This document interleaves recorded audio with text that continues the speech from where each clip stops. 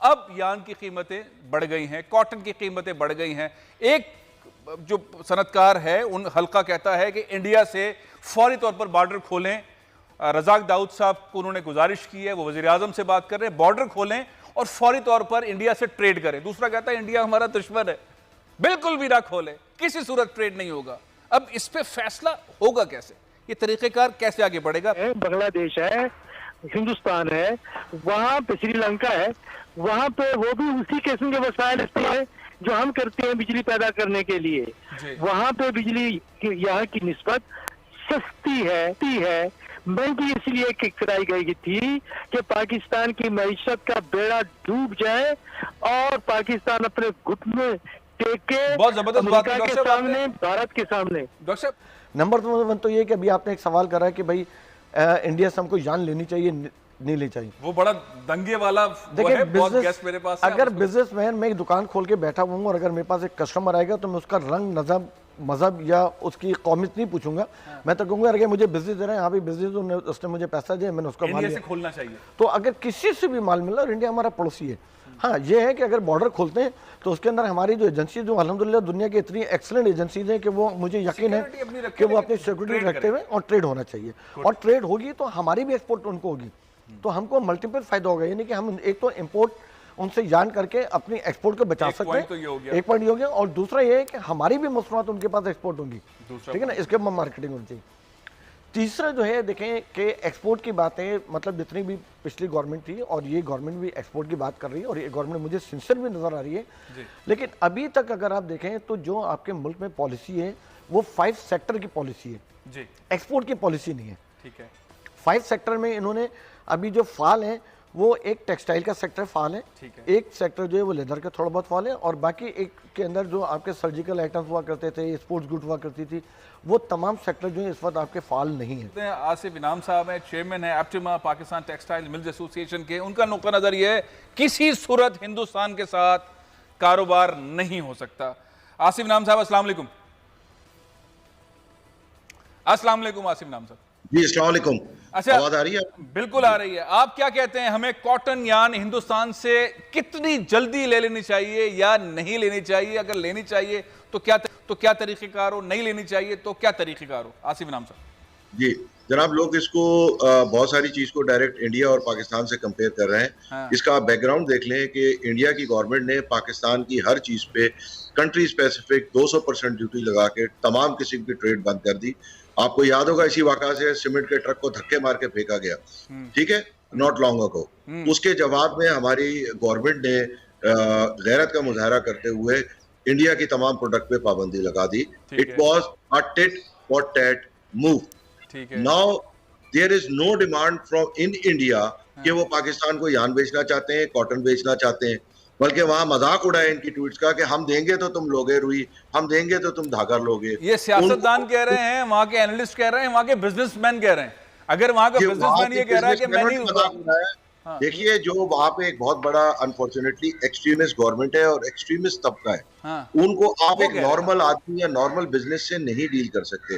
आप मुझे बताएं ये कौन सी दुनिया की दुकान है जो $1 अरब का पाकिस्तान से माल खरीदती थी, $8-9 अरब का बेचती थी, उसमें अंडर ओवर भी लगा ले तो पता नहीं 10-11 पे पहुंच जाता था। तो उसने 11 अरब का छुरा अपने पेट में मार लिया कि पाकिस्तान से 1 अरब का माल नहीं देना। आप जहनियत को जब तक नहीं समझेंगे ये कौन से कारोबारों। अच्छा, अब ये आपकी बात जो समझ आई वो ये है कि हिंदुस्तान से हमें हमारी इंडस्ट्री डूब जाए, हमें एक्सपोर्ट के मसाइल आ जाए, हमारा एक्सपोर्ट जो अपॉर्चुनिटी हमने जितनी अपॉर्चुनिटी से अपने आप को फैलाया वो अभी हम ना फैलाएं, हम इंडिया से किसी सूरत कॉटन यार्न न लें।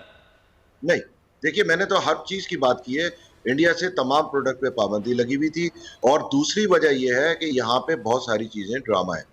देखिए 48 सेंट की कॉटन 96 सेंट हो जाती है, 96 सेंट जब हो गई चले तो आपने सुना होगा आसिफ इनाम साहब जो कि चेयरमैन है एप्टिमा के, वो कह रहे हैं किसी सूरत इंडिया से नहीं हो सकती। मेरे साथ राशिद अहमद सिद्दीकी साहब थिंक टैंक को चलाते हैं, कराची बिजनेस फोरम के सदर हैं। वो कहते हैं कारोबार फौरन होना चाहिए, किसी के साथ भी होना चाहिए, इंडस्ट्री को, ट्रेड को आगे बढ़ना चाहिए। आप क्या कहते हैं? आप सबसे सीनियर हैं, आप क्या कहते हैं, ट्रेड इंडिया से होना चाहिए या नहीं? ट्रेड इंडिया से बिल्कुल होना चाहिए। ये एप्टिमा वाले मुल्क को तबाह करना चाहते हैं, एक्सपोर्ट को तबाह करना चाहते हैं। इनका मोटिव ये है कि एक्सपोर्ट इंडस्ट्री और वैल्यू एडेड इंडस्ट्री जो है इनकी वजह से खत्म हो जाए। एक्चुअल प्रॉब्लम ये है कि इनका प्रॉफिट और मार्जिन जो है वो बहुत ज्यादा इंटरनेशनल मार्केट के मुताबिक अगर धागा में पाकिस्तान में मिल रहा है या हमारी स्पिनिंग मिलें दे रही है तो फिर तो कोई प्रॉब्लम नहीं है। ठीक है। एक्चुअली ये ले रहे हैं 4-5 हज़ार रुपया पर बैग का अजाफी प्रॉफिट। ओहो। इनको प्रॉब्लम ये है कि अगर अजाफी प्रॉफिट इनका खत्म होगा तो ये उसी लेवल पे आए। इंडिया से यार्न लेना या किसी और मुल्क से लेना, इंडिया से इसलिए कह रहे हैं कि इस वक्त फ्रेट सर्विस जो है वो उसके रेट जो है दुनिया में इंक्रीज कर गए हैं। हाँ। जो चाइना से पहले $1,200 में हमें कंटेनर आ रहा था वो आजकल $4,000 में कंटेनर आ रहा है जी। या तो गवर्नमेंट तो उसको सब्सिडाइज कर रहे हैं, हम दुनिया से कहीं भी यार्न ले लें, इंडिया को लाजमी नहीं है। इंडिया से इसलिए कह रहे हैं कि वाघा बॉर्डर के थ्रू 3 दिन में यार्न जो है पाकिस्तान में पहुंच जाएगा। ओहो। और इंटरनेशनल लेवल के ऊपर जो भी फील्ड चल रहा है, जो भी रेट चल रहा है, इस वक्त 80 क्लोज हुआ है न्यूयॉर्क, ये 94 नहीं हुआ, 87 सेंट हुआ। रुई की प्राइसेस नीचे आई हैं पिछले एक हफ्ते में, 92-94 से नीचे आ गई हैं, अब 86-87 के ऊपर है। प्रॉब्लम ये है कि इंडिया से अगर यार नहीं आएगा तो चेन इंडस्ट्री है, जितने बाहर हमारे पास हैं वो सारे टूट जाएंगे और इनको कम 100 चले इंडिया से चौधरी सलामत साहब कह रहे हैं इंडिया से ट्रेड होना चाहिए, सिद्दीकी साहब कह रहे हैं इंडिया से होना चाहिए, आसिफ नाम साहब कह रहे हैं नहीं होना चाहिए। मैं न्यूज़ ब्रेक ले रहा हूं, उसके बाद वापस आते हैं कि हुकूमत को क्या करना चाहिए। कुछ भी हो जाए हिंदुस्तान से किसी सूरत नहीं लेनी चाहिए। अब वही हिंदुस्तानी कॉटन यार्न घूम के मस्कत जाती है और मस्कत से पाकिस्तान आती है, किसी और मुल्क जाती है और मुश्किल से ली जा रही है। हम चाहते थे कि ये जो धागा इनडायरेक्ट आ रहा है उसको रोक कर वाघा बॉर्डर के थ्रू क्यों ना ले लिया जाए। सस्ता वाघा बॉर्डर के थ्रू आप लेंगे तो 2-3 दिन में आपके पास यार्न पहुंच जाएगा और उसके ऊपर इतनी कास्ट नहीं आएगी। इस वक्त फ्रेड की कास्ट बाई सी की बहुत ज्यादा इंक्रीज हुई है, पूरी दुनिया में हुई है। तो फ्रेड इधर से जब वाघा बॉर्डर के थ्रू आएगा यार्न तो हमारे लिए ये आसानी होगी कि उसकी कास्ट जो है वो नीचे आ जाएगी। बिजनेसमैन हूँ, आप भी एक बिजनेसमैन है। अगर बिजनेसमैनों को अगर वो एक्सपोर्टर है, अगर उसको इंडिया से इंपोर्ट करके अगर ₹1 महंगा पड़ेगा तो वो पाकिस्तान का। आप मुझे बताएं कि इंडिया पाकिस्तान से क्यों नहीं इंपोर्ट कर रहा।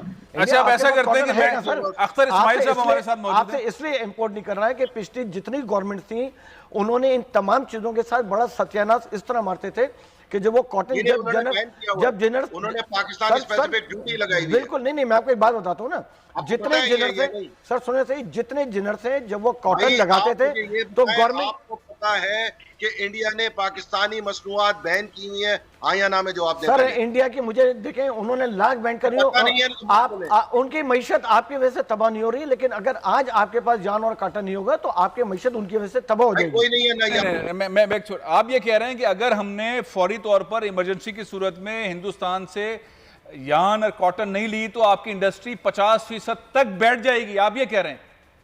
मैं कह रहा हूँ कि 25% तो हो चुका है। 25% हो चुका है। पहले तो मैं कहता हूँ कि आज हमारी जो तबाही है ना, यकीन माने इसीलिए कि हम इस चक्कर में कि नहीं जी हमको इंडिया से काम नहीं करना चाहिए, हमको इसराइल से काम नहीं करना चाहिए, हमको फलाना से, अगर आप इसराइल से भी काम करना चाहिए, हमको पूरी दुनिया से काम करना चाहिए। दोस्तों वीडियो आपने देख ही लिया होगा।